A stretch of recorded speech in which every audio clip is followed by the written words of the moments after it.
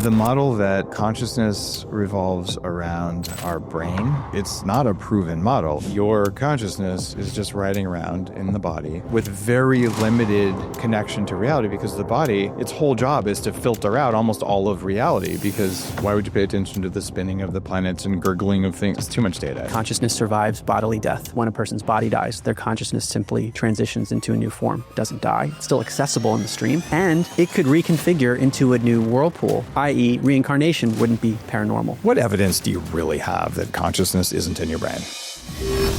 You're listening to The Human Upgrade with Dave Asprey. Today is a show that I am so excited to share with you, because you might have noticed that I'm into biohacking. If you've been listening for a long time, you know where biohacking came from. What happens is you might start out saying, look, I care about human performance, or I want to lose weight, or I want my brain to work. And I've been in each of these situations. So I want my body to stop hurting, or I don't want to get sick anymore, right? So there's a consciousness component. And I believe that if you start on the path of biohacking, you will end up inevitably saying, I'm going to join Dave in living to at least 180 and dying at a time and by a method of my choice. You're also, if you decide to do that, like, well, my brain works, I have tons of energy, I don't want to be miserable and suffer anymore. So I'm going to have to, well, the technical term would be wake the fuck up. But the more enlightened term would be, I'm going to become more conscious. And you've heard me say over and over, if you work on your mitochondria, you are wired in your bones to be kind to other people. It is a fundamental aspect of life in order to do that. But it's just really hard to shift your energy into that versus staying in fear.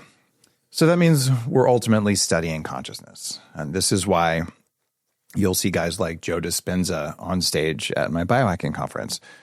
Shameless plug, biohackingconference.com, May 28th, Austin, 4,000 people. It's going to be amazing. But you see Joe and one of my shamanic teachers, Alberto Villota, will be there this year. And it's why for 20 years I've studied in monasteries and gone to the Andes and Himalayas and done all this stuff that you might not really hear about front and center. And what that comes down to is my model of reality and consciousness has shifted quite a lot, because I've seen and eventually learned how to do things that I was raised to believe are entirely impossible. And I've seen them reliably and repeatedly, and they just basically smack me in the face enough times that I'm like, oh, my picture of reality is not very accurate. So I've been studying all these different perspectives, some old lineages and some of the more modern things. And our guest today is a guy named Mark Gober. Mark is an author of, 7 books, the most famous of which is called An End to Upside Down Thinking. And he's an award-winning author and we'll call it consciousness researcher who, like me, used to hang out in places like Silicon Valley, but he was even worse than being a nerd. He was an investment banker. He had to take 3 showers before he came into the studio just to get the banker stench off of him. Okay, not really. I think he has good hygiene. But he comes from that world, which I'm very familiar with as well, and has learned to kind of reject a lot of materialist science. So he's a mental force. He does a lot of thinking, a lot of research, and has gone way down the path of saying, oh my God, like there is science behind consciousness, behind things that you wouldn't think are real. So I think we can all learn a lot. And you find someone who has one belief set and then just keeps seeing things and starts questioning their belief set. This is what you've done to become a biohacker. Things just happen to me. I don't know why, to I'm in control by choosing my environment inside and outside my body. He's doing the same thing about choosing how to frame reality. With no other ado, Mark, welcome to the studios here in Austin. Dave, thanks for having me. You and I got to have dinner last night in a room of about 25 or so leading AI researchers, consciousness researchers, top entrepreneurs, Jeffersonian-style dialogue. Really, really fun. We had great minds in biology and computer science, and there wasn't really a consensus on almost anything. Mm-hmm. But more people in the room than not thought that our consciousness paradigm maybe wasn't very accurate, that there's a lot of spirituality, a lot of belief systems that were not rigorously Western science. How did you go from being kind of atheistic banker dude into spiritual guru dude who doesn't wear a beaded necklace under your sport coat but probably wants to? Yeah. Unexpectedly. That's the short answer. Never would have predicted it. If you talk to my friends and family, they're like, what happened to Mark? Because this was not on my radar. I was on a mainstream track.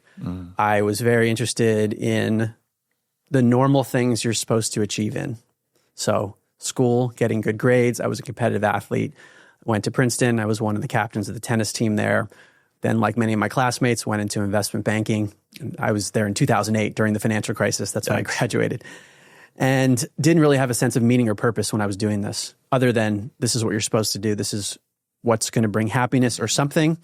And then I ended up working in Silicon Valley, advising tech companies, and sort of had an awakening in 2016 in Silicon Valley, where I hit a wall in my life in many ways because I was on this treadmill of trying to succeed, either succeeding or not, and then not feeling like I was getting anywhere in the process. I was sprinting really fast, but not moving. And you say you weren't moving. This is towards happiness, towards financial success, towards relationships. What were you not moving to? I would say all the above of what's really going to make life awesome. And the things we're told often don't bring the lasting satisfaction that we expect. What were the three things that you thought were going to bring happiness, like the most important three? I would have said material success. And that's two categories. One is respect in an industry. So that means progressing, but then also doing well financially. So the numbers, I would have said those are two really important things.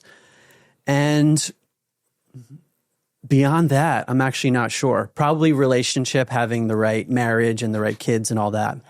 There you go. How old are you now? 39. 39. And you're, it's fantastic.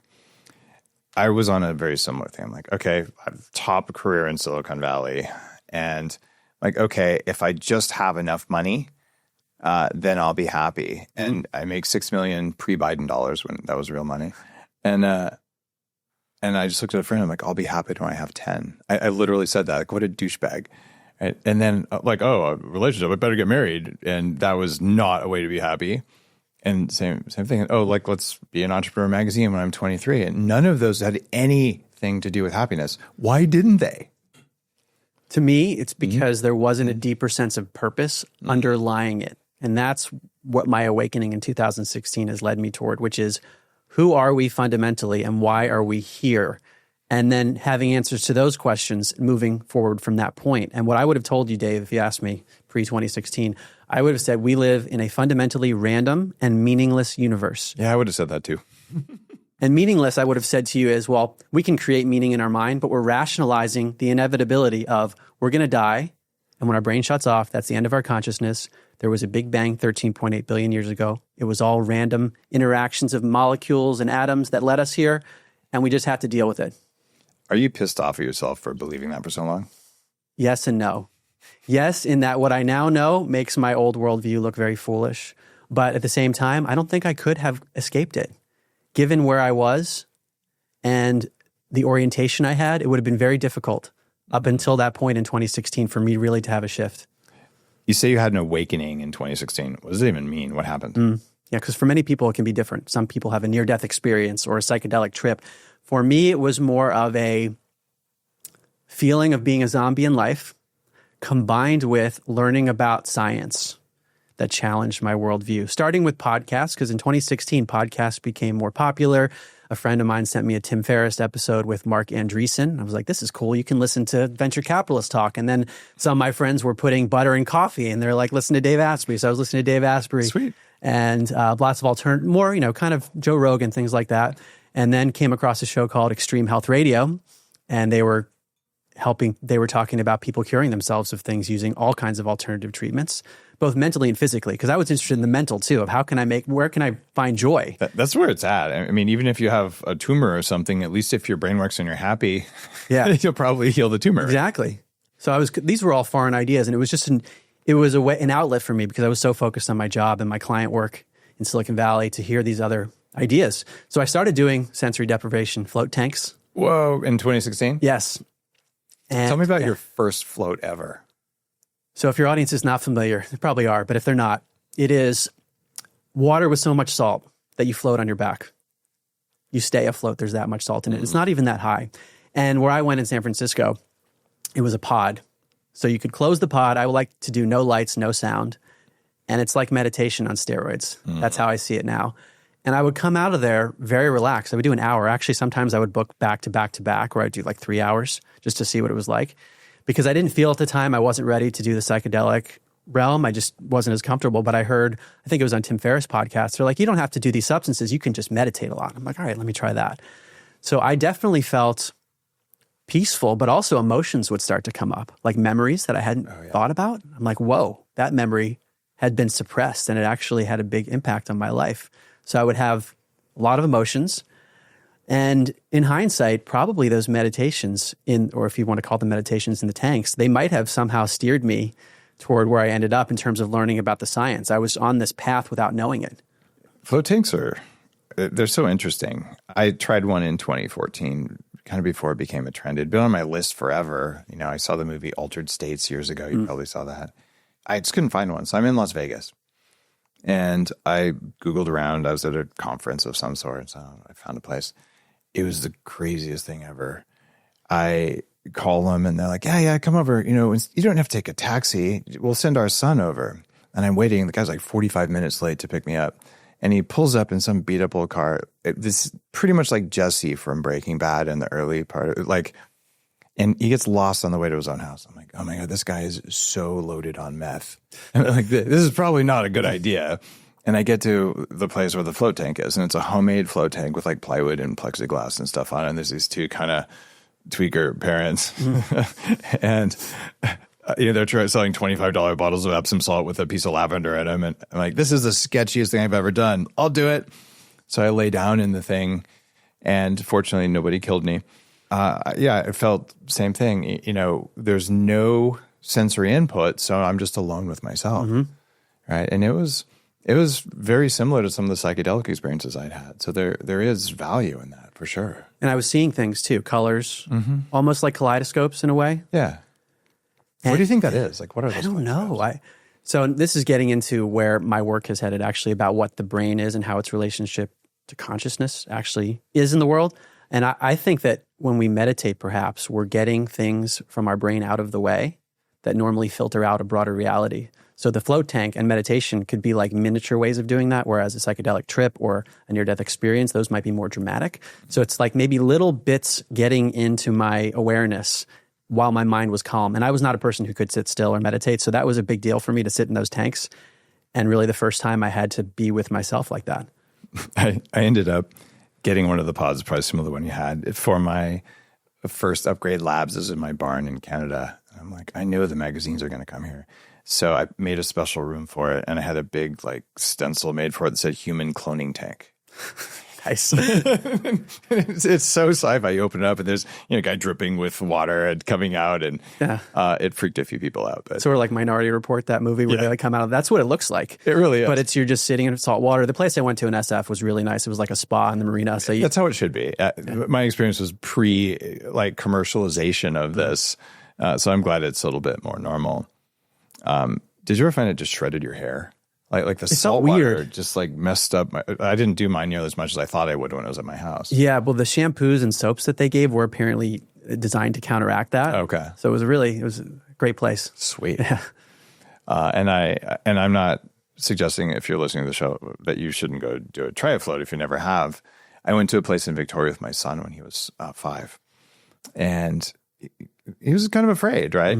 So I held his hand, and he finally let go and was just floating, and maybe for 5 minutes. And I said, congratulations, you did your first float ever. And he looks at me and goes, that wasn't my first float. I go, what do you mean? And just real peacefully, he goes, when I was inside mommy, I was floating. It was like he remembered being in the womb, and this was the same feeling, and it triggered. I was like, whoa, profound. Well, that's actually one of the things that drew me to it versus regular meditation, is that your muscles are totally relaxed, and it's supposed to mimic the womb. It's part of the selling that they were doing. Oh, absolutely. And it felt that way. The pods I use at 40 Years in are also designed to mimic the womb, even though they're for neurofeedback, because it's not something that we're going to think about. It's just that when we're in a womb-like environment, we naturally in our bones feel safer with no cognitive involvement whatsoever, right? It's this feeling of connectedness, and connectedness is one of the things that is a hallmark of your work. We're all connected to each other, right? So your awakening was a float tank. Maybe we could say that was the first domino, or we could say some of these earlier podcasts. But if I had to point to one moment, it was listening to a woman on Extreme Health Radio named Laura Powers, who I actually ended up having on my podcast, Where's My Mind? But she talked about, this is a health podcast, okay? And I had heard many episodes on curing cancer and things like that. And this woman is speaking about using psychic abilities and energies to work with clients and interdimensional beings. And the hosts were taking her seriously. So I'm like, whoa, what's going on here? Because I'm not familiar with this. This sounds like sci-fi. She doesn't sound like she's lying. Is she delusional? How could this be? And my life didn't change in that moment. But at the end of the episode, Laura said, well, I have my own podcast. It's called Healing Powers, and I've interviewed a lot of other people. So I said, let me check out this new podcast. And it was person after person after person, different backgrounds, coming to this view of reality that was contradicting what I had grown up with. And I'm like, wait a second. I don't know anyone in my network that believes these things. And then I heard a man on her show named Paul Davids, who I interviewed in my podcast also eventually. He went to Princeton also. He was a psychology major like me. And he was a Hollywood producer, so the Transformers. So a credible guy. And this came after I'd heard a lot of other anecdotes. And he's like, I'm working on the Life After Death project because my colleague passed away and he was an atheist. And he said, I don't believe in an afterlife, but if I die before you and there is one, I'm going to drop you a line. Paul proceeds to describe example after example of things that rocked his world. And the one that really stood out to me when his colleague died, he said he was home alone in New Mexico working on papers and left the room, came back, and there was a wet ink blot covering words that related to the death of his former colleague. He didn't put the ink blot there. No one else was there. And he spent 3 years sending that ink blot to chemistry labs to analyze the composition, and there were strange properties. This was one out of several hundred examples of weird things. So I remember I couldn't even move in my chair because I had heard enough before to say, maybe there's some reality. This is a really smart guy. Whoa. And I started looking around the room. Are there things that I can't see? How could people not know about this? And my curiosity has just grown since then. The idea that there are things you can't see, it actually pisses some people off. And for me, I grew up in New Mexico. And when I was 14 and a half, at the time you could get a license back then. I did total the car within 3 months. So maybe you shouldn't get a license at that young. But I bought a radar detector. Not a lot of people had them back then. And soon I realized as I'm driving around, I'm driving through all these invisible fields. Like they're there provably. I can't feel or sense any of these. And I think it really changed my mind to go, I'm constantly surrounded by things that I can't sense. And that's just a normal part of reality. Could help that I had Asperger's syndrome. So I'm like a pattern match guy. I'm like, why is it here? Why is it there? What's going on? And I'm like constructing a map of bubbles of energy around me because I'm driving through them and I can sense them. And I'm like, oh, that's that flavor of energy and that flavor of energy. Becoming really comfortable with the fact that you can't see cell phone, emanations, radio frequencies and all, but that they're there. Why couldn't there be other things that maybe we don't have technology to say?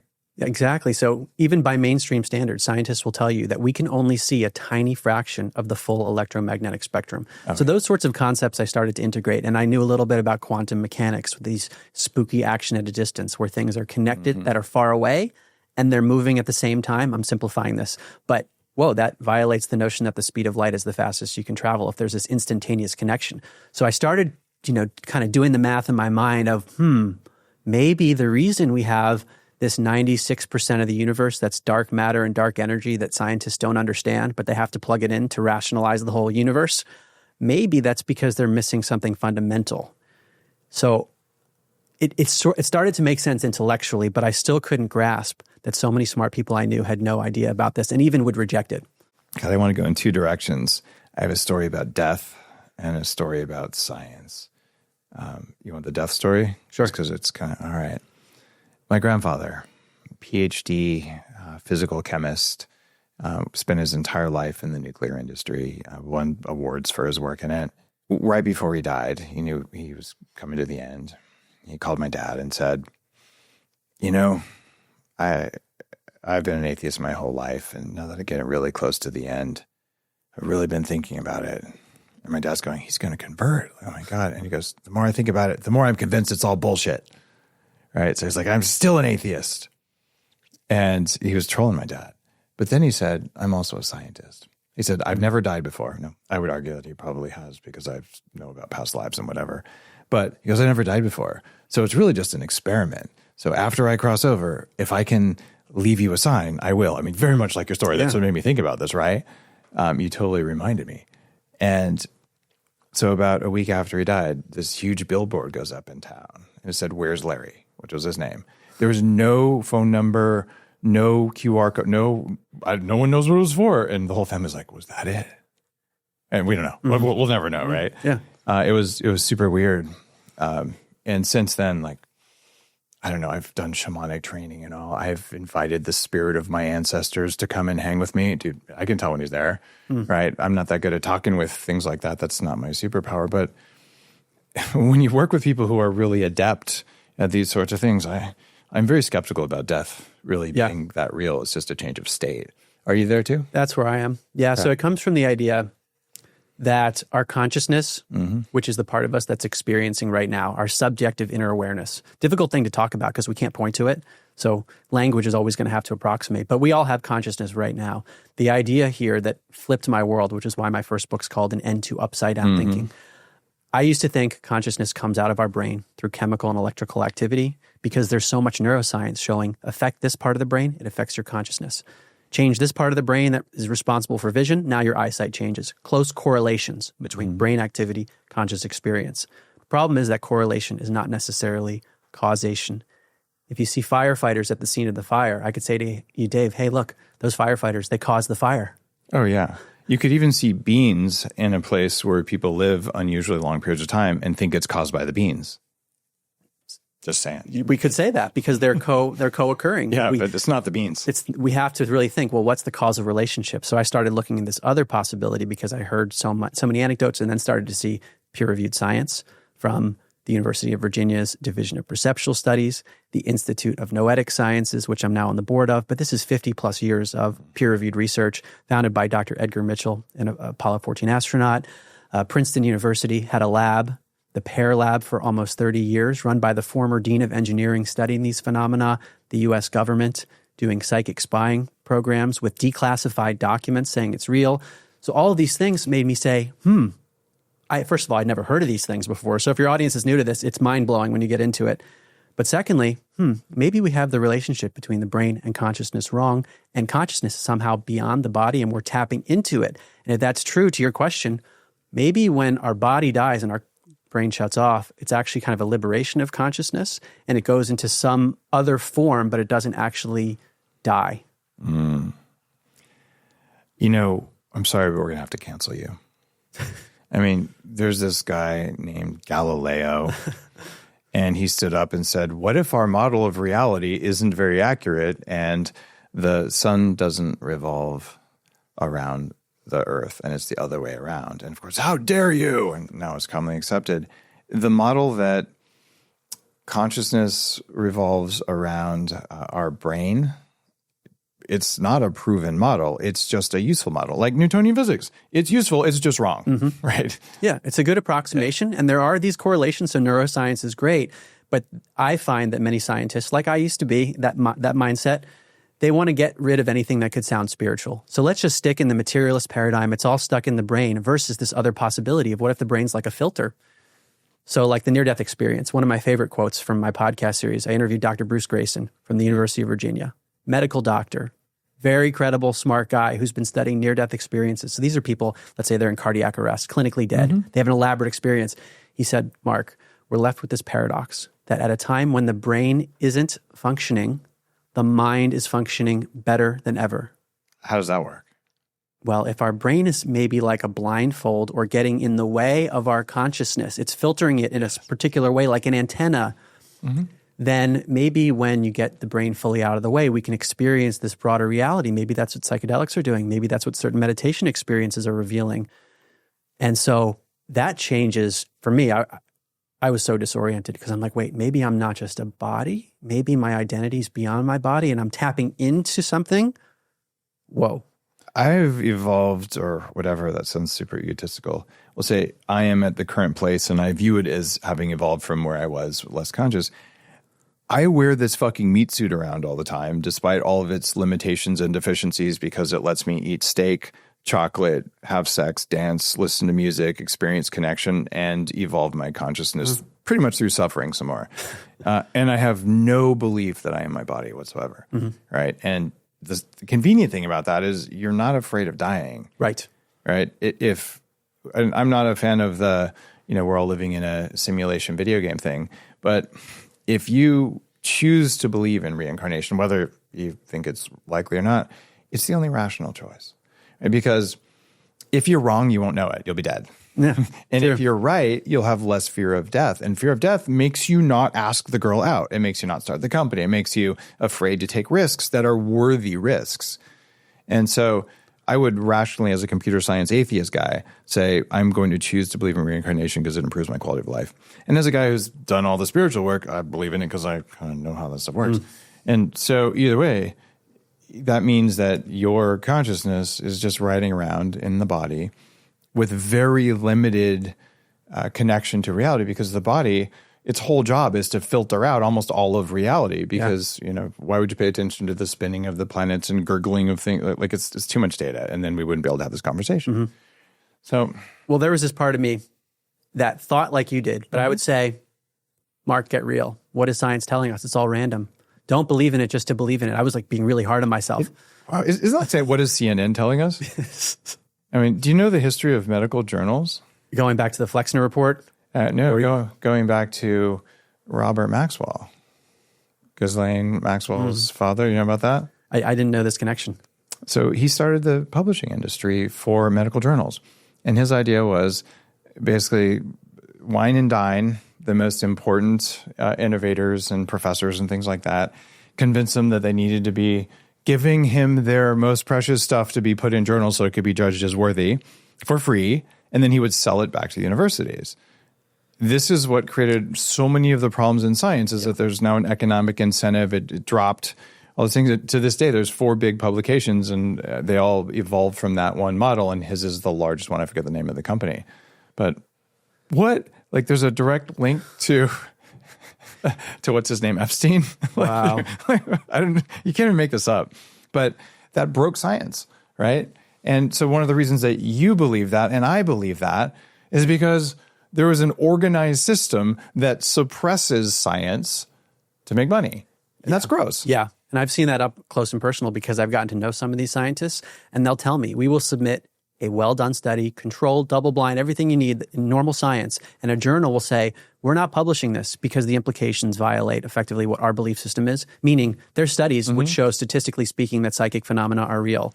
And many journals will not go there. Although I'm a bit more optimistic because there have been a few big papers. One that I often reference, 2018, Dr. Etzel Cardenia from Lund University. This was published in American Psychologist, the official peer-reviewed academic journal of the American Psychological Association, aggregating decades of research on psychic phenomena, suggesting statistically that it's real. And actually just early this year in 2025, there was another one published in a prominent psychiatric journal saying there's continued evidence for this. So something's starting to slip through the cracks. It's so beautiful. And the idea of slipping through the cracks, it just takes a little bit of water in that crack to get it open. And I do feel like there's some organized opposition to it, probably from people who know all this stuff and don't want everyone else to know it, or not. I can't really say that I know, but do you think that's the case? If you had asked me this when I first started writing, I was more of the belief that this was just kind of ignorance and hubris of academics who said, my PhD has a materialist bias. These people are coming in, they challenge my career of research. And I think that's there too. Oh, huge. But I think there are forces that want to suppress this. And one of my favorite quotes, it comes from Mario Beauregard, a neuroscientist who studies these phenomena. And he said on a podcast called Skeptico a few years ago that he was told by a top neurological institute in Canada, the person who runs it, he didn't name who it was, but he said, the person who runs this told me, you will never do research on spiritual phenomena as long as I'm alive. And his conclusion was, this is social engineering. It's dark versus light.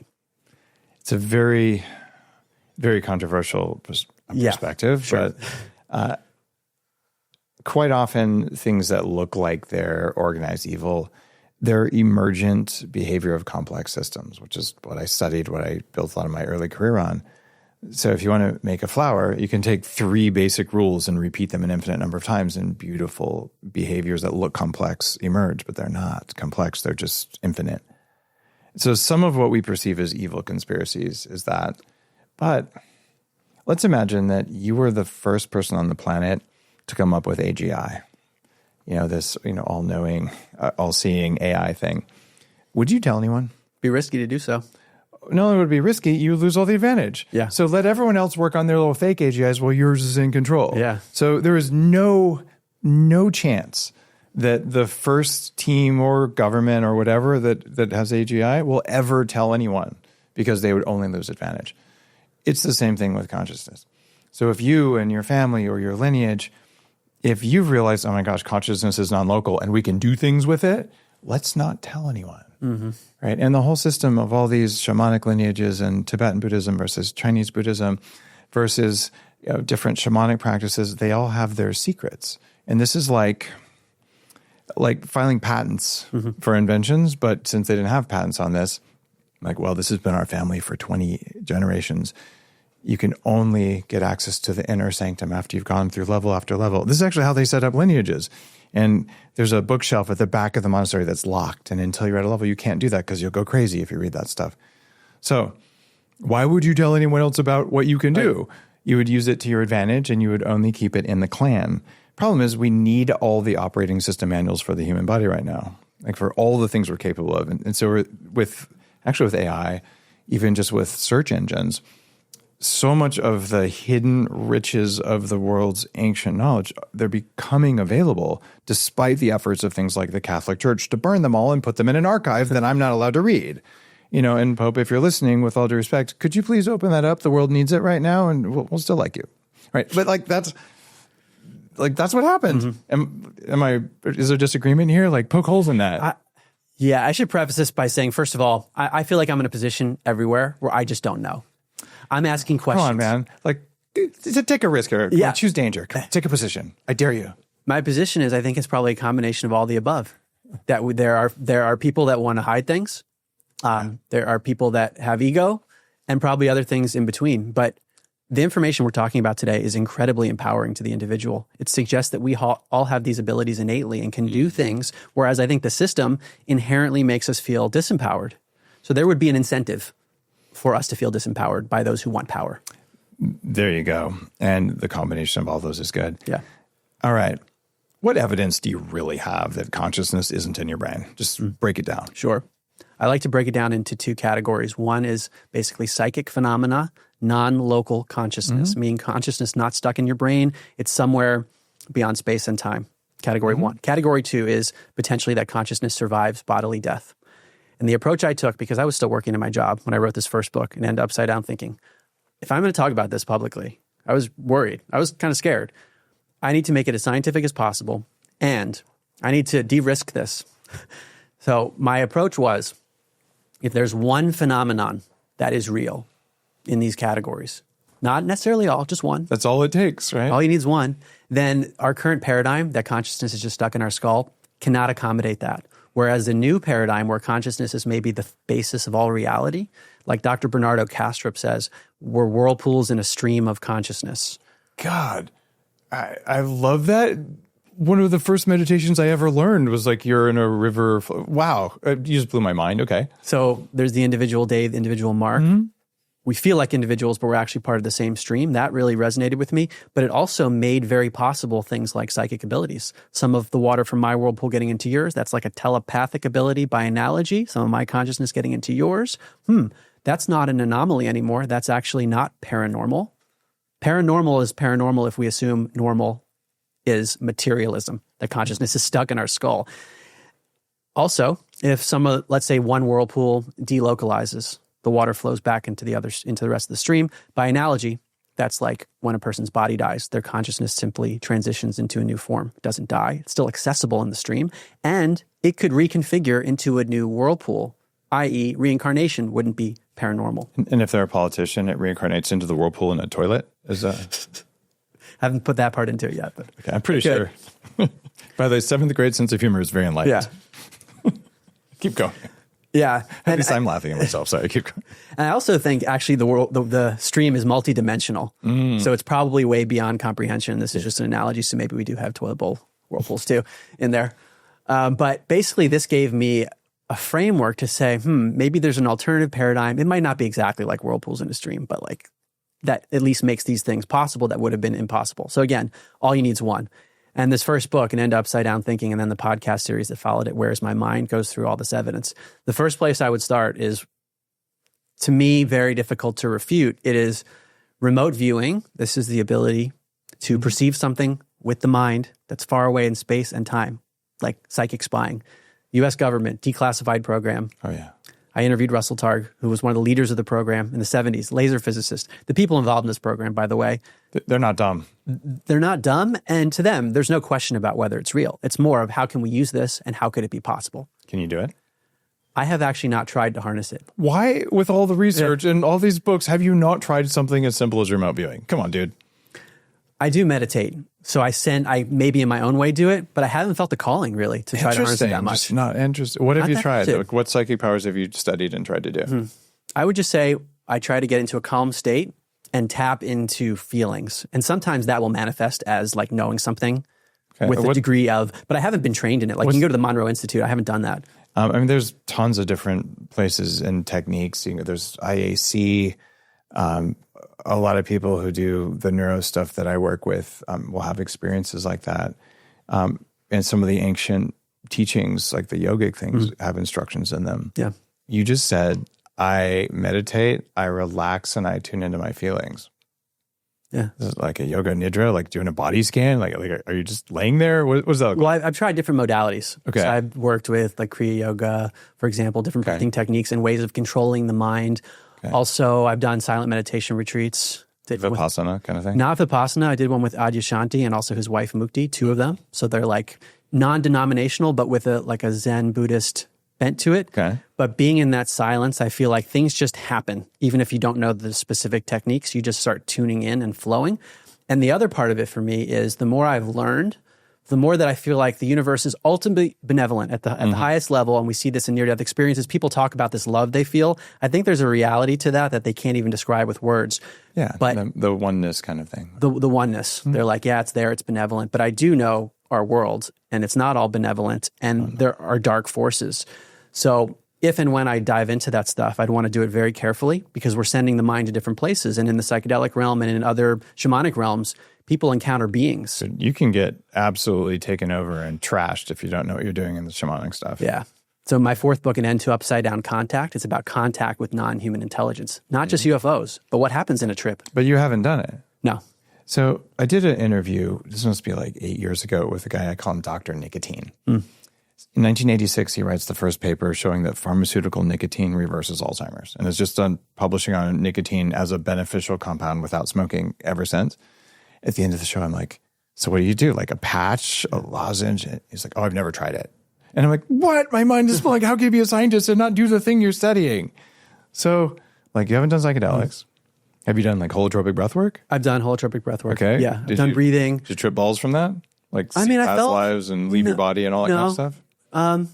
I felt tapped in. I felt like I was seeing things for sure. I mean, I've done things like past life regression. I've worked with psychics. I've done astrology. So I've done all that sort of thing. I'm just trying to feel like how much of this is experiential versus book learning? I would say a lot of it is book learning in terms of like I haven't had a near-death experience. I haven't had a blowout psychedelic experience. We could arrange those for you.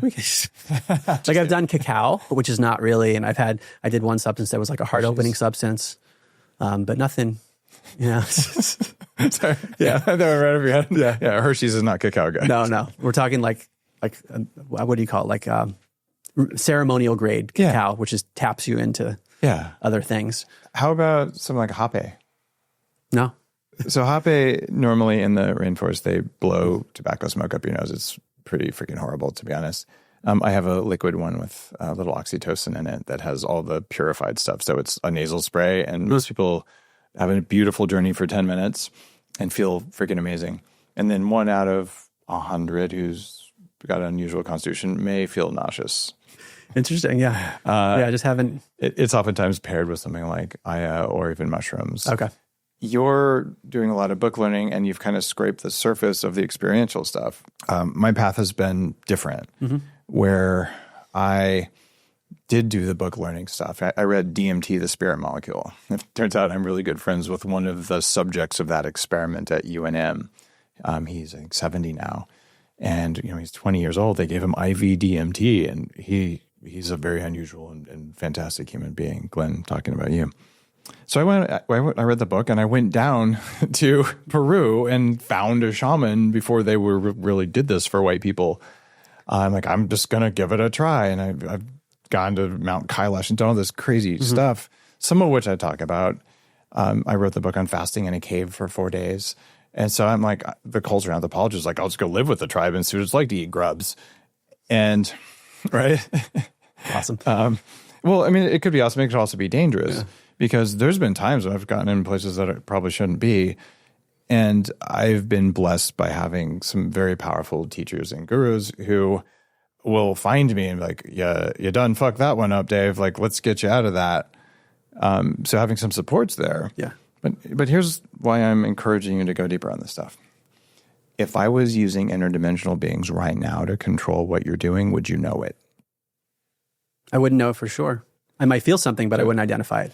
Don't you believe that it might behoove you to have a spiritual firewall in place at all times to keep other things, whether they're people with the powers that you believe in or entities that you believe in with powers you believe in, from fucking with your reality? I'm totally into that. You need to do that. Yeah. Right. In fact, if you're listening to the show, you know how to do that. This is part of having a clean spiritual practice because the more awakened you become, well, the less the powers that be like it. Yes. The way Terence McKenna describes it in his final book with Don Juan, as he's getting his final step in his initiation into being a shaman.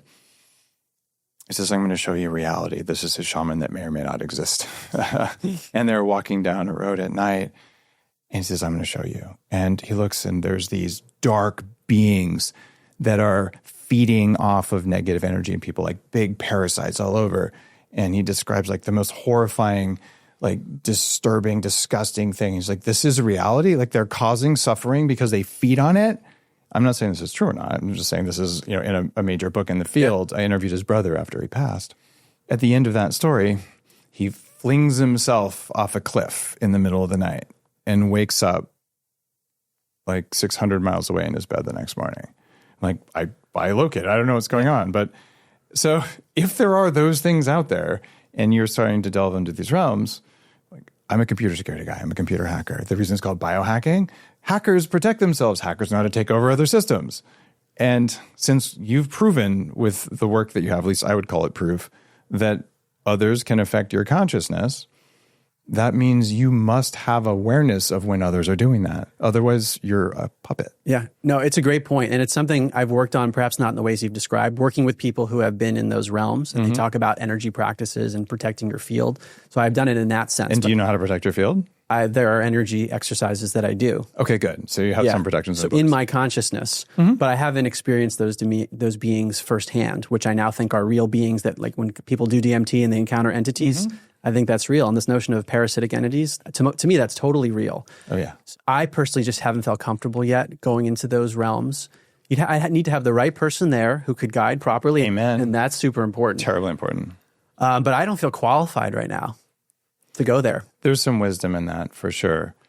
There are some things that I know how to do, particularly with technology, that I'm not willing to do to myself because I still have enough rare egoic instances where if I turn that stuff on, I would probably manifest chaos that I don't want to in my life or the lives of others.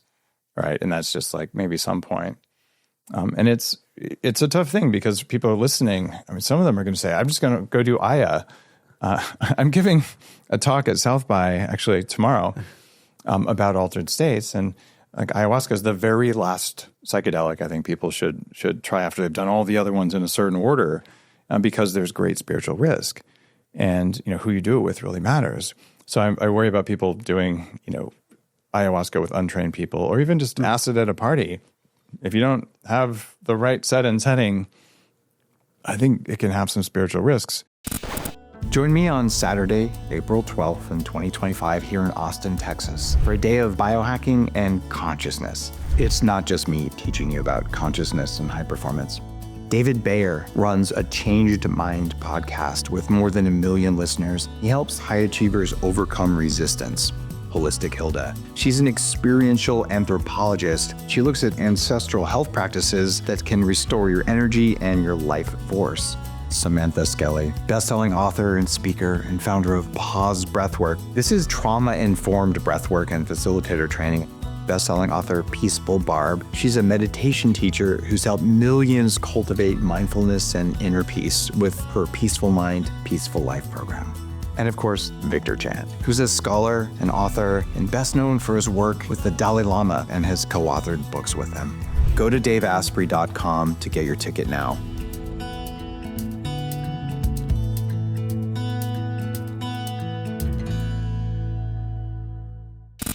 What are the spiritual risks you've come across in your research from opening your mind with inappropriate meditation or with psychedelics that people might not think about? Mm-hmm.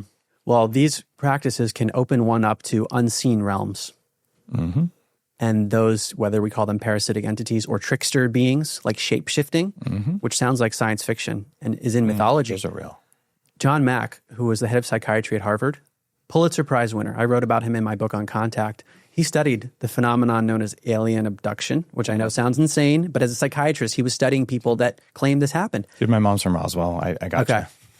I know it sounds crazy, though. I didn't really believe it. He wrote a book called Abduction, Yeah. and it's like a meticulously done book. But in any event, one of the things he says the alien beings are consummate shapeshifters, that they can change form. But if reality is just consciousness and you know how to manipulate, then you could potentially change form. That makes sense to me.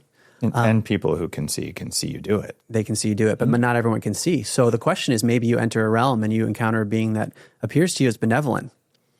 Can you discern whether the being is trustworthy or not? So these are the things, those sorts of things are worth considering. You just put everyone listening into They Live, the John Carpenter movie, right? Have you seen that? I haven't seen that one.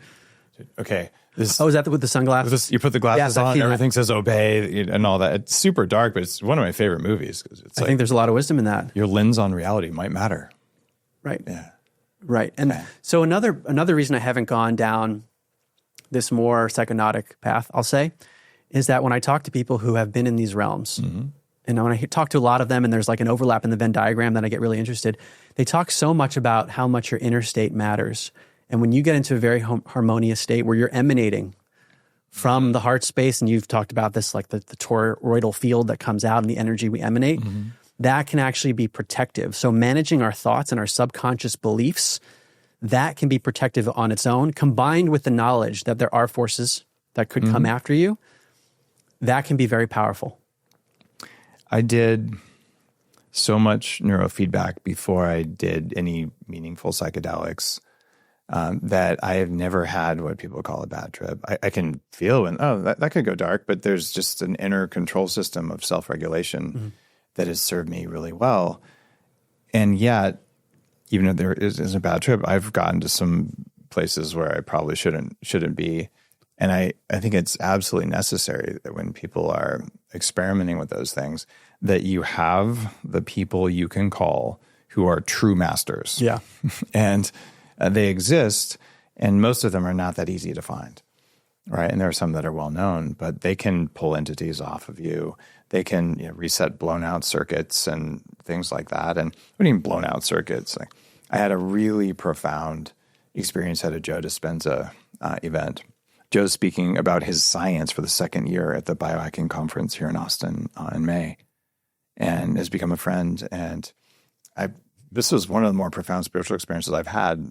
Granted, I might have done the second ayahuasca ceremony of my life. The day before, I spent 7 days doing Joe Dispenza's work. So afterwards, I called up one of the people who helped me on things, and she's like, dude, you blew out. You're like, literally, you blew the fuse on one of your chakras. Wow. Like, we need to, and I was like, something's not right. I don't know what that is. I don't have that level of discernment. I have a lot of internal systems, but without the appropriate spiritual engineer or mechanic, if you go to these places and you don't know who to call, you can spend months or years stuck in a dark place, disconnected, disassociated. And heck, all the old spiritual literature, they write about this.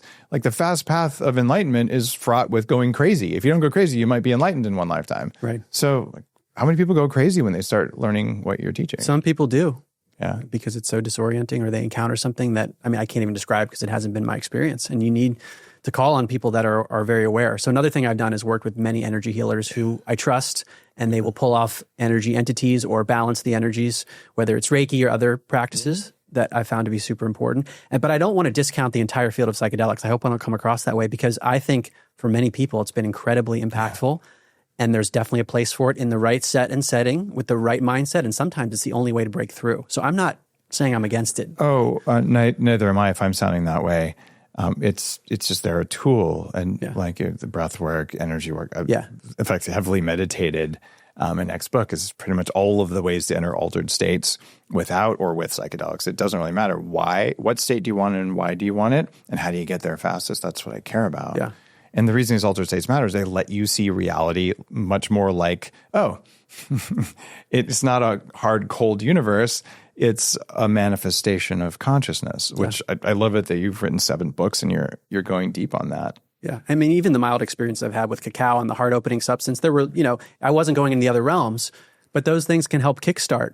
Sometimes you need a first domino when you're a little bit stuck. So I think it just requires discernment. That would be my message. How do you know the difference between fear and discernment? Which is a broader question to me. How do we discern intuition from something that's not intuition? This feels like my biggest challenge, and maybe the human condition is. Do you want to talk about it? I've got the recipe. I want to hear it. I've worked on this for so freaking long. Can I tell you how I've done it, and then you can... Please do. Yeah, okay. For me, it's first of all been trial. You already know. Good. I'll tell you what I've experienced, but I'd love to hear from you how to enhance this. Trial and error. Okay.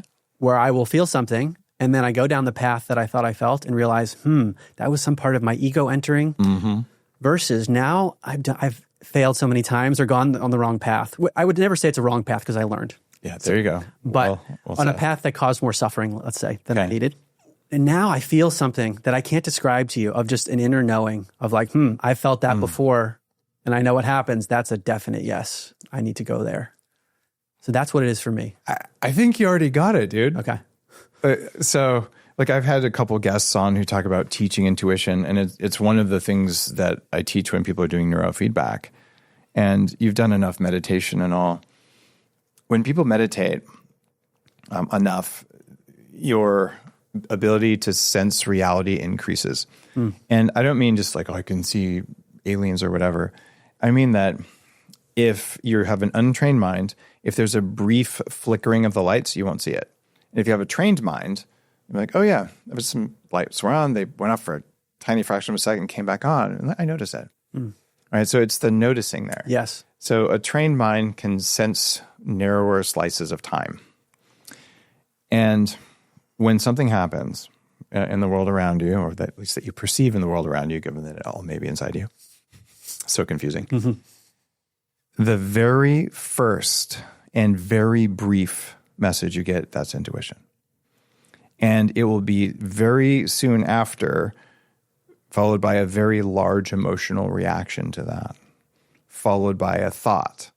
So it's like intuition suppressed by emotion, suppressed by thought, and then you smile and, Dave's a good boy. Yeah. Right?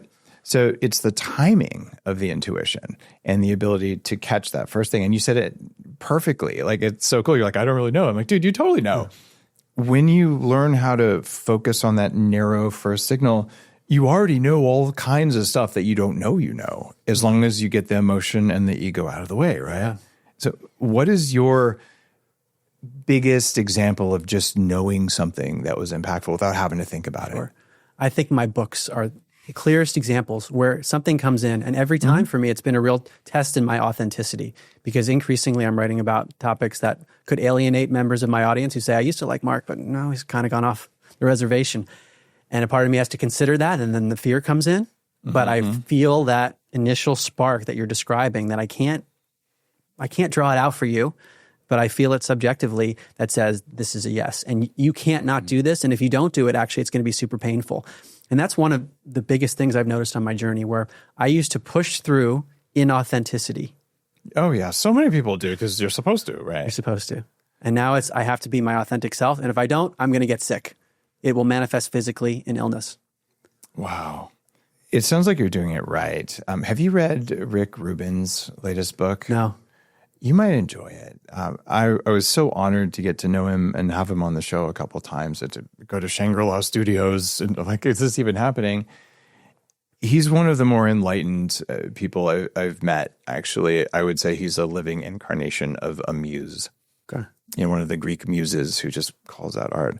But he talks about, for artists, and writing a book is a work of art, you write it to your own truth and for yourself, not for your audience. And that if you write it for your audience, it doesn't work. Yeah. And that the artists who consistently produce great things, they produce it for them, and it's so authentic and congruent throughout that then it resonates. But that if you try to do what you're supposed to do, it doesn't have the vibe. And I've watched them. One time we were driving somewhere. It was really magical. We were in a canyon somewhere in California. And I mentioned this blend of like North African and EDM music that I liked. And it was like, he's a peaceful guy. And then all of a sudden it was like watching it was like a lion or some kind of big cat, like from this peaceful guy. All of a sudden, and like all radar dishes, ears pointed, like, do I need to pounce? And then his energy field like scanned and said like, oh, that's not what I'm looking for. And then just back to peace. And I was like, oh my God, like he has this innate sense to spot new and different kinds of art. And when I read that book, I'm like, oh my God, like this explains so much about why if you don't follow your path, as you have discovered, right, it doesn't work. And I love it. You said your books, same too. Like people say, oh, I channel that. And I used to make fun of people who channel, and I've dated people who channel now. And like what they're doing is they're just setting aside the emotions and the thoughts, and they're just going with the inner knowing. Yeah. And you become like a channel for something. And I know that I don't directly channel, but I do know that a lot of what I write in my books is inner knowing. It's not like I've done all the research, and just like you've read all these books and all these people, but sometimes you just know, and you write down, and you're like, oh yeah, it's supported by all this stuff, right? Okay, cool. That's not all writers do that. That's cool. Yeah, well, because I had a career, I think that's part of the reason. I wasn't a writer. I don't even think of myself as a writer now. I have written, but I was working when my first book came out. This was just a passion project, and it's continued that way, where I don't know if I'm going to write anymore, but I want to do what feels most passionate to me. And that's part of the intuition that you're describing too, that I see a combination there. And I also feel it with people. Like I get a real sense of a person within a fraction of a second. I know so much. And then I realize later on, I can reverse engineer what I knew in that fraction of a second. Wow. I'm still working on that one. I oftentimes will rely on other people I trust to have better intuition about that than I do. One of my teachers taught me that there's a class of people who see other people's energy or see beings and all of that, and there's other people who don't see but do. So I was frustrated for many years. I'm like, I work so freaking hard, and like seeing this stuff is very difficult, and I can sense it, but I don't see it. And so there's no like judgment about that. And I even know, I'm not going to share it publicly, but I know the brainwave patterns of people who see things versus people who don't, right? Yeah. You can actually predict it based on an EEG scan. You can, if you know what to look for. Like, oh my God, isn't that cool? Right. And there have been studies on, for example, psychics versus medium/channelers, which are different skills. One is being telepathic versus tapping into some other entity, some other whirlpool. And these have been demonstrated, for example, at ION's Institute of Noetic Sciences, controlled studies, but also looking at the brain patterns. And you see distinctions between a telepathic ability and a channeling mediumship. So the brain is interfacing here, and there's a distinction. It's amazing. It is so cool. I have a little confession to make. Okay. So in my mid to late 20s, I started running a longevity nonprofit group that met in Palo Alto. And we were 3 blocks away from where IONS met and where IONS was. And we actually met the board of IONS way back then to say, maybe we should like share some nonprofit stuff. I met a longevity group where everyone thinks we're crazy because we're trying to live like, twice as long as you're supposed to and bring all those people in. And I never went to an IONS meeting. So I'm like, those people are crazy. And I'm like, you guys aren't crazy. I'm such a dumbass. If I would have gone to the longevity stuff and IONS, I wonder where I would be now, because these are people studying consciousness. And I was just more like, could I not feel like shit and not die? That would be helpful. Right. But I think it's super cool that years later, I'm like, man, I missed out and you're on their board. So anyway, sorry. Full circle. Sorry, I was dismissing that stuff when I was younger. It was not the right move. Let's assume that, I don't know, telepathy, remote viewing, ESP, that they're real. What are the implications for society? Like this seems like this could mess a lot of stuff up. It could mess things up in that it would disrupt, but I think ultimately it would clean things up. So let me go to a few data points that will help to make this not sound crazy to the audience, because I'm trying to remember where I was and the things that I needed to hear. So that's why I'm bringing in the science again, because it will sound crazy otherwise. Yeah. So I want to go back to remote viewing quickly. The declassified documents from the CIA, direct quote, "Remote viewing is a real phenomenon. Implications are revolutionary." You can see these in my book. You can find them online. Direct quotes, declassified documents. It's real. You can train it. It's a fact, right? Wild. So that means consciousness is somehow independent of space and time. Telepathy, there's a new podcast called the Telepathy Tapes, which it made it to #1 on the podcast charts ahead of Joe Rogan. So there's a popularization of the science of this stuff. So I think that's really good. But near-death experiences, that's where I want to go in terms of some of the implications. So near-death experience, person has some kind of physiological trauma to the body. This isn't someone just saying, I think I'm going to die. No, this is like you almost die. I had it happen twice. I get it. You know. But what's interesting is that the people who've had it happen, it's difficult to describe it to others because they will say, and you can tell me if I'm wrong, it's ineffable. There are no words adequate to describe what happened to me. It's very much like being on a trip. Okay. Like, how do you explain your mushroom trip? You really can't, right? And what I've found in the research, like Dr. Bruce Grayson has worked on this at UVA, there are people who have looked at the descriptions under different psychedelic substances and the descriptions under NDEs, near-death experiences. And while there are some similarities, and because we use language as an approximation, they sound similar, but there actually is no substance that's able to replicate every part of the near-death experience phenomenon. In other words, it's not DMT. In other words, it's not DMT. Because I know your audience might be thinking, well, maybe there's just chemicals in the brain that are... I think that's been disproven at length if you dig into your books or other research on this, right? I mean, it's a good hypothesis, and there could be chemicals that are involved in some way, but there are cases, these to me are the most compelling. They're called veridical out-of-body experiences. Veridical means a verified memory. So the person is on the operating table about to die, for example, and they say, upon being resuscitated, my consciousness was hovering over my body. It was actually in the other room. I heard the conversations. I saw these things. And the doctor says, that's impossible because we can timestamp when that memory occurred, and you're right, and your body should not have been able to perceive that, even if you were alive, because it was outside your body. But we know, based on what your body was doing, you were clinically dead or close to it. Maybe there was a tiny bit of brain functioning, but that shouldn't be possible. So we have, by definition, something non-hallucinatory because it's a verified memory at a time when the brain and body should not have been capable of producing that based on the modern paradigm. What do you think about this idea that extraordinary claims require extraordinary evidence? Wasn't it like Neil deGrasse Tyson who said that? That is invoked very often. To me, there is extraordinary evidence because we have decades of research in addition to, as you even pointed out, this is ancient stuff that is now we're sort of rediscovering. It's not really new. It's not new, but it's kind of funny. The second he said that, I'm like, oh, Neil deGrasse Tyson is not a scientist. The freaking scientific method we learned in 7th grade. If you have one valid data point that disproves your hypothesis, it is not true, but it may be a useful model. Yeah. So when a guy who says, I'm a leading scientist, and probably a shill for big pharma or something, but when he comes out and says extraordinary claims require extraordinary evidence, it means he has lost the plot and he is now a religious scientist and he is not a scientist.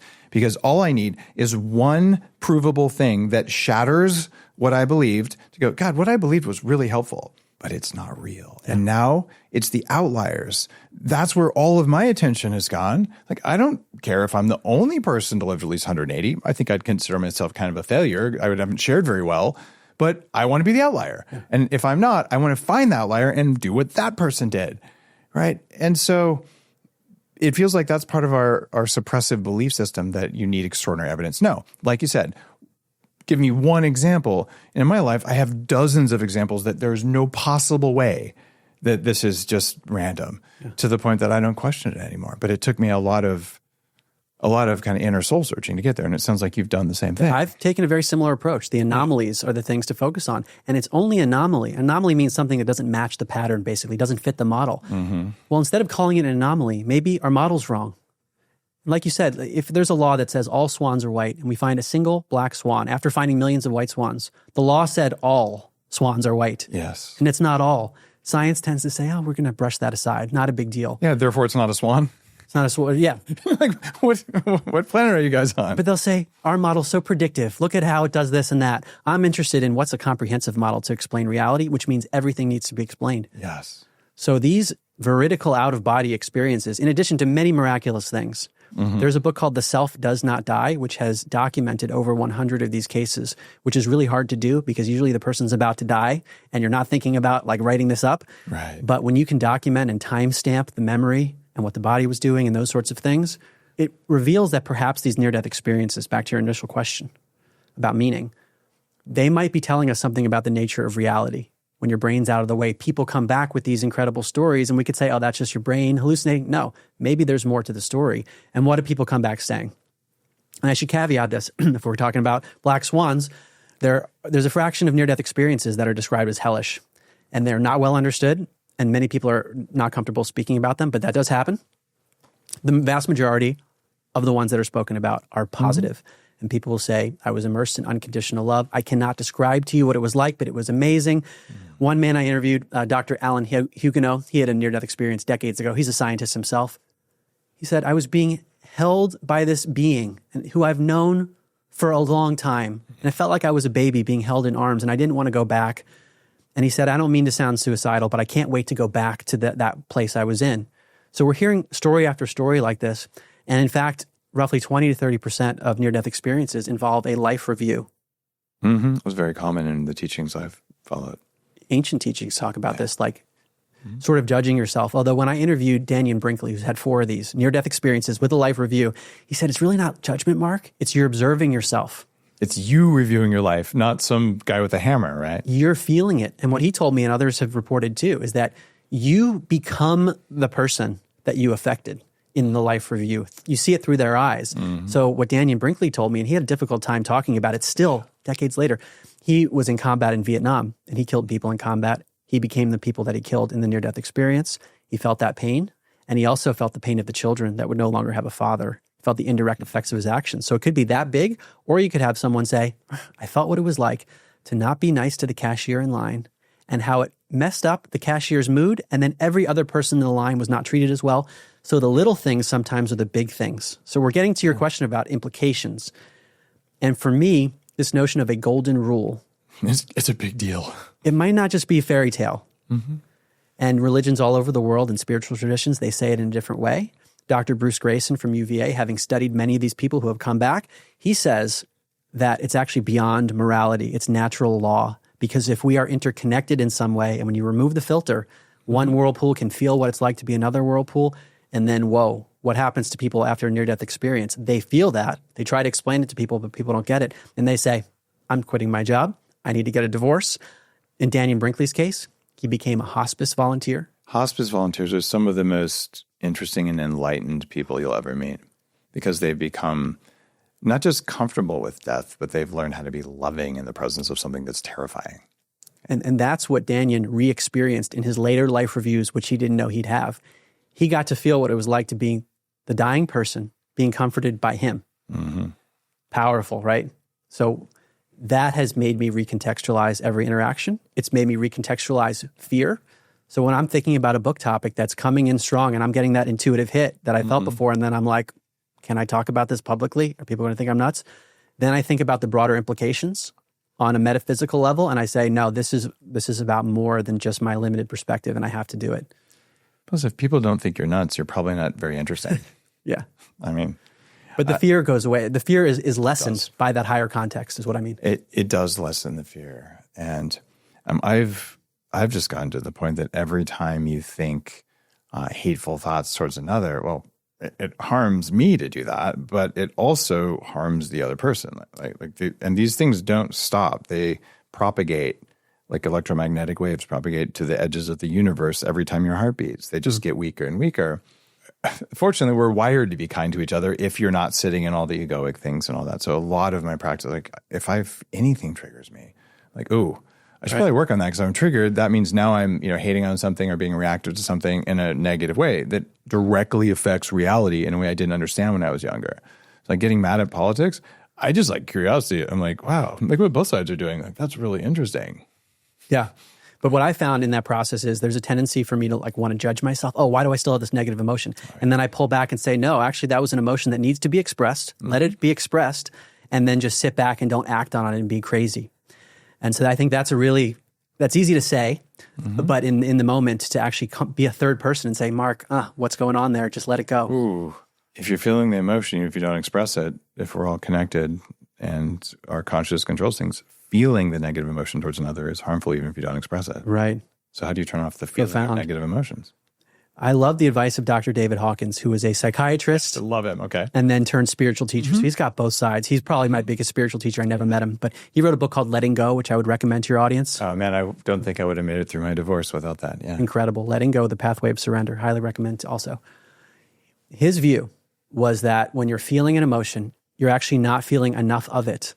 So if you feel anger, that means there's a little bit of suppression and you need to let it all out, and then the emotion runs out. Yep, you let it out one time completely. That's so cool. I thank you for bringing that up. That's a big one. Big one.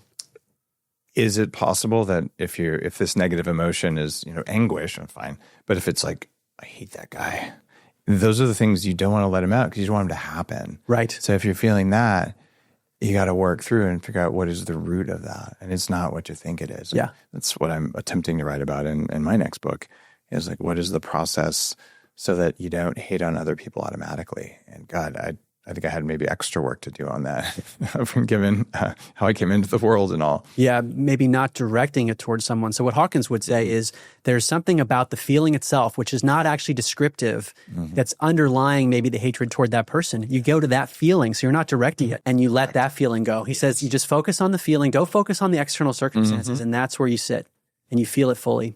That is a beautiful practice. Is that something you've managed to do most of the time? I do, and this is part of the protection that, trying to not bring in those negative energies because I'm holding them. So it is part of the practice. And another thing I want to mention that's been kind of paradoxical with regard to this golden rule, because we want to treat people well, but sometimes, let's just say firing someone in a job, getting divorced, whatever it is, sometimes you might have to do something that could upset the person, but it's expressing your truth and you're being in integrity. So ultimately, it is the best path. So you get in some tricky scenarios where you're like, I have to be in integrity. And that's really the authenticity. That's where it all comes back to me. I'm glad you talked about firing people. As an entrepreneur, that's one of the hardest things, right? And one of my mentors finally taught me this. And it's that the first time, actually, your intuition tells you should fire someone, it's always right. If it's intuition, not an emotion. And that when you decide to fire someone, they know they're not succeeding. And because of that, they're holding back the people who are succeeding. Yeah. So I've recontextualized letting someone go with as much kindness as I can, even if they have a reaction or whatever, where I'm being kind to that person so they can find somewhere where they're a fit, and I'm being kind to everyone else. I'm responsible for feeding with their salary and people who support me. So I'm being kind to my team. I'm being kind to the person who's not a good fit. That's ultimate integrity, right? Yeah. But I could also be like, oh my gosh, like I'm being mean to this, but it's not. Like making them stay when they're struggling and miserable and there's nothing that I can do to fix it. That's actually mean. Exactly. Right. From a higher perspective, you can see that would actually not be abiding by the golden rule. So the temporary suffering, which is, by the way, not even in your control, you're being in integrity, and maybe they have something to learn in the process. You are enabling them to learn by being in integrity and expressing it. It's easy to say again, but I think an important practice. It is. Let's say ESP is real. Yeah. Okay, and you've said pretty much it is. I would agree with you. So if you had ESP, wouldn't that give you an unfair advantage over other people? I would say that we all have it, but maybe we haven't all harnessed it. Okay. And what we see in many of the studies, for example, of just everyday people, college students, the classic study on telepathy, it's worth maybe going through the design of it to express this point. It's called the Ganzfeld experiment. Skeptics have reviewed the methodology, and the scientists have redone the methodology, try to meet their standards. So decades of research on this. You have two people. One person's Bob, and Bob is put into a relaxed state in his own room. Jane's in another room. Jane is shown an image by the experimenters, and they say, Jane, I know this sounds crazy, but try to send with your mind what you see to Bob in the other room. She does that for a while, and then Bob is shown four images. And the experimenters say, Bob, which of the four was Jane mentally sending to you? We would guess if there's no effect at all, that the person in Bob's room over many trials would guess correctly about 1 out of 4 times, roughly 25%. The experimenters find that it's 30 to 32% of the time, plus or minus, which statistically speaking is massive. It's in the realm of 6 sigma results, more than 1 billion to 1 odds against chance. This is why there are peer-reviewed papers that are saying, we aggregated the analysis in American Psychologist. There's something going on. But my point is that it's very subtle in people who haven't necessarily trained it. And it might be the occasional, I thought of someone and then they texted me, but I wrote it off as chance, because it's only a 5 to 7% differential from 25 to 30 to 32. So it's subtle. And then you have people who are maybe in the US government's program who are naturally inclined, or the autistic telepathic savants, or, people have varying degrees of abilities in lots of domains. Sure. Artists, LeBron James and Michael Jordan versus anyone who can dribble. So there's a spectrum. And then there are things that can be trained. I think that's where you're heading, where maybe we're all in that 30 to 32% range naturally, aside from some outliers, but we can do things to get our percentages up. If you were negotiating with someone and they had worked on their abilities and you hadn't, aren't you screwed? I don't know. It's a good question. I think from my perspective, intuition kicks in pretty quickly. And I might not know the mechanism by which someone's trying to mess with me, but I might sense it. You might sense it. Years ago, when I was in business school, we had a negotiating class. And these are really fun because I get a piece of paper that says what I have and what I know, and the other person gets a piece of paper with what they have and what they know. And our job is to come to a deal. This is how you practice it the way Chris Voss would or something. How do you negotiate? I didn't know it at the time, but this was a case where there was no common ground. You're not supposed to be able to come up with an answer. And I'm sitting down with someone who has a high-up job with a government regulatory body. I had just learned an ancient Chinese technique that can be used for healing. And I asked the teacher, I said, well, couldn't it also be used like against an opponent who's, trying to harm you? And he goes, oh, yeah. He said, I have all kinds of attorneys who know this. And like, they'll do it on the judge or they'll do it on opposing counsel. I'm like, are you kidding me? Like, he's like, yeah, my family's had this for 28 generations. It's just a tool. It's like a shovel. You can hit someone with it or dig a hole. It's just a tool. And I was like, oh my God. I didn't really believe it. So 2 weeks later, I'm in the negotiating class. I'm like, oh, I'm going to do this technique. So I did something to interfere with the flow of energy in my negotiating opponent. And this person agreed to cheat on their taxes so that we could come up. A government regulatory person agreed to cheat on their taxes. This was not in real life. This was just an exercise, and it was not graded. Otherwise, I wouldn't have even done this because I don't want to cross any ethical things. And when we get back into the class, and I find out there was no we're the only person to get a, and the professor's like, "That's not possible." And I was like, so I undid what I did. I was like, I'm not messing around with that. Like that's I don't want to walk around with that kind of, that kind of thing, and just randomly fucking with other people. But to experiment with that, like, this is like a dark power I'm not interested in, but I saw it happen, and that should not have been. 2 thoughts there. Dr. Dean Radin, the chief scientist at IONS, he wrote a book called Real Magic. He's one of the OGs. Oh, yeah. Knows the ins and outs of all these studies. I'm giving the high level. And he's on the board with you? He's the chief scientist. At IONS. At IONS. Oh, so cool, man. You're living the life. Okay, keep going. It is amazing. Pinching myself. But his book, Real Magic, goes through the statistical evidence for these psychic phenomena. He also wrote a book called Supernormal. That's the book. It's so good. Okay. Because these extraordinary abilities, he says, actually, it's not supernatural, it's supernormal. Yes. We can harness them. So my 2 thoughts are, number one, if the person that one is affecting with these black magic techniques, basically. I don't know they're black. I would just call them magic because they could be used for good. They could be used for good. No, I agree with you. Which I want to get to. I've never practiced black magic because there's black magic and white magic. Yes. Okay. Super important. Yeah. But these techniques, let's say, if a person is in high integrity, that person should be able to catch it. And if they've done the inner work, and that might be part of the defense mechanism. Yes. Secondly, the potential consequences. I don't know how the universe works exactly, but what I've gleaned from having done a lot of research is that there could be very negative consequences if someone intervenes through, let's say, black magic, knowingly altering someone's life in a negative way. That could have serious consequences for the soul. It's kind of called karma, right? Karma.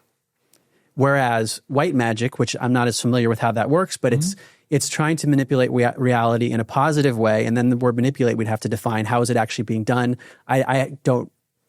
Maybe we're all doing that in our own way. Like writing a book is sort of a form of magic because you might activate someone. or even having a conversation and trying to help someone. Well, isn't there a reason that we call it spelling? I would argue that every book and even every spoken word to a certain extent, they are casting a spell on someone else's consciousness because we're translating these feelings, these thoughts into a form that can take over someone else. So I taught this to my kids. Like, every time you read a book, you're installing a new app on your phone, and the phone's your mind. Like, each book teaches you a new way to look at reality, right? And which is why you want to pick the right books so that you can learn these different ways of accessing reality. And your books are super cool because they're very cutting edge. And if you want to say, wow, like maybe I want a completely different view of the world. And the skill for me has been feeling intense discomfort the first time I came across this stuff. I kind of drank from a giant fire hose over a 10-day personal development thing I was like, oh my God, I have to pay attention to signals from below my neck, like heart and all those. And there's all this weird shit in the world, and it was very strong cognitive dissonance and like, I'm going to have to learn so much. And you can go from there to where I am now. Maybe there's another point where you can simultaneously just say, I'm going to look at it through my rationalist science lens. I'm going to flip the script, look at it through like an energetic lens and look at it through a trauma lens. And you just realize there's things, but you have the ability to have all of these at your disposal and to flip from one to the other without feeling pain. You're just like, oh, that's a different way of looking at it. I can look at it with Newtonian physics or quantum physics, right? Yeah. Or I can look at a spreadsheet in my finance department with, discounted cash flow models, or with some other made up finance analytic thing that you know from your banker time, right? Yeah. It's the same freaking numbers, but one of them says the company's valuable, the other one says it's worthless, right? Which is it? What lens? I think your books have new lenses, and you actually do a very powerful job of spelling so that people can put that new framework into their consciousness and consider it as a way to look. Thank you for saying that. That's cool. I put a lot of intention into the books and even these conversations for the reasons we've discussed, because I am hyper aware of potential karmic consequences, or whatever you want to call them, universal law consequences of misleading people. And that's why I'm very cautious in making claims with definitive statements, because I don't want to mislead people. And I think to me, it's more about bringing an energy that I feel super passionate about. And maybe that comes through words, written words, spoken words. There's a frequency and energy that we maybe don't fully understand that is impacting people. And I want that to be as pure as possible. That's how I frame this. And even before I write my books, I've done this for every single one. I call in benevolent forces before I type the first word. I don't see them. I hope they're there. I think there's evidence they're there. And I say that I'm the vessel for this book. May it be for the highest good and help as many people as possible and be in the highest truth effectively. Because I want to be super clear, and that whatever dark falsehoods, I don't want them to be involved in this. So I think there's a power, if consciousness is really fundamental in setting those intentions, whether it works mechanically that way or not, where we orient our compass, which is my second book, An End to Upside Down Living. I think it's super important where we direct our consciousness in terms of our intentions. It's huge. Thank you for sharing that practice. There are a lot of people who write books who listen to the show. And I would just invite you, if you're an author for writing a blog post, try it. Yeah. The worst it'll do is take a little bit of time, and it could be really helpful. I do something similar with mine, and for several of my books now, to the point that it's blows my mind. On the last night, I usually write in the middle of the night. The last night that I finished the book, an owl will land like really close to me. The first time it was like 4 feet away, right outside a window at 2 a.m. Like, I've never seen an owl there. I was like, what? And as I finished, I think it was Smarter Not Harder. Yeah. Right where I write, right above me on the peak of the thing. An owl was sitting where they never said it. I was like, whoa. So who knows? Maybe it's just me noticing randomness, but I don't think so. Well, I'll give an anecdote here. This is going to get a little wild and crazy, but in my book, An End to Upside Down Contact, owls come up all the time in contact phenomena. And there's a man named Mike Cleland who studied this phenomenon specifically. I don't know about this guy. Written books on it. And what he finds is basically this anecdote, is a person is driving on the side of the road, goes and looks at an owl. All of a sudden, it's a few hours later, and they don't know what's happened. They go to see a hypnotherapist to try to recover the missing time. Missing time is a big phenomenon with contact. And the hypnotherapist will put the person into a relaxed state, and they'll say, I want you to try to go up to that owl and describe it to me. And they'll say, wait a second, that's not an owl. That's actually a gray alien. It's not just owls, it can be raccoons. Actually, Kerry Mullis, who invented the PCR test, Nobel Prize winner, he talked about this, encountering a glowing raccoon in the woods and then having missing time. So these animals, we talk about shape-shifting. I know it's getting weird, but when we appreciate that consciousness is more than just the brain and there are other dimensions, we have to open up to these possibilities that what we perceive is not necessarily what we think it is. That is so profound. Wow. Yeah. The term is a screen memory. So the memory is of an owl, but that might be shielding what is actually there. So cool. I'm going to have to go hypnotize myself. You studied consciousness for a very long time and reality. Is AI conscious or will it ever be? Such a deep question. If consciousness is the basis of all reality, we could say that everything in the material world is a manifestation of consciousness. But will new consciousness pop out of matter? We'll have to see. But if matter does not create new consciousness, it might not happen in that mechanism.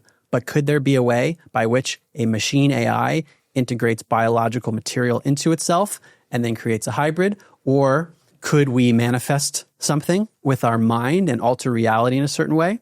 So I think it's very complex. From a materialistic perspective, I don't think it's just going to magically pop out of a machine, but through other means, maybe it's more complex.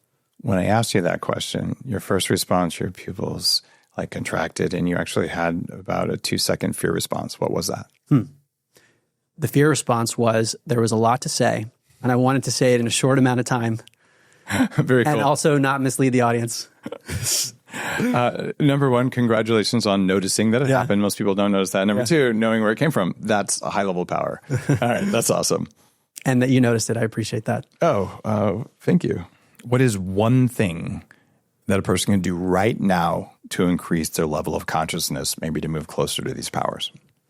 Ask what is real. In other words, if something is told to us as being true, it's presented that way, ask, how do we know that's true? And start going down the rabbit hole of examining assumptions and not taking things at face value. How do you stop yourself from being programmable? I ask questions.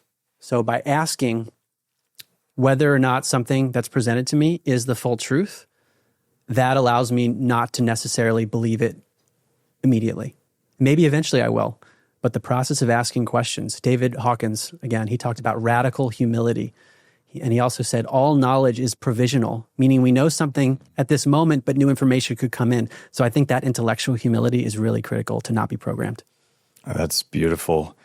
I also like to ask, what assumptions did that person make that they don't even know they made in order to say what they're saying? And I realized, oh my gosh, there's a lot of assumptions that they didn't test. They just thought they were real, like where consciousness comes from, which is the whole body of your work. Yeah. Embedded presuppositions. If you listen to someone's statements, you can count almost how many times they assume something to be true because science just told them and they haven't gone back and looked at the assumptions underlying the science. So now when I speak, I feel like I'm always having to hedge because I'm not even sure of certain things that I haven't fully examined yet. Well, that is curiosity, I think, is a way to counter fear and to sense reality. So well done. What is one truth about consciousness that will shake people to their core? The notion that possibly consciousness does not emerge from our brain, that perhaps consciousness is beyond the body and that our body is somehow tapping into it, whether it's like an antenna receiver or a filtering mechanism or an interface, that our true identity is beyond this physical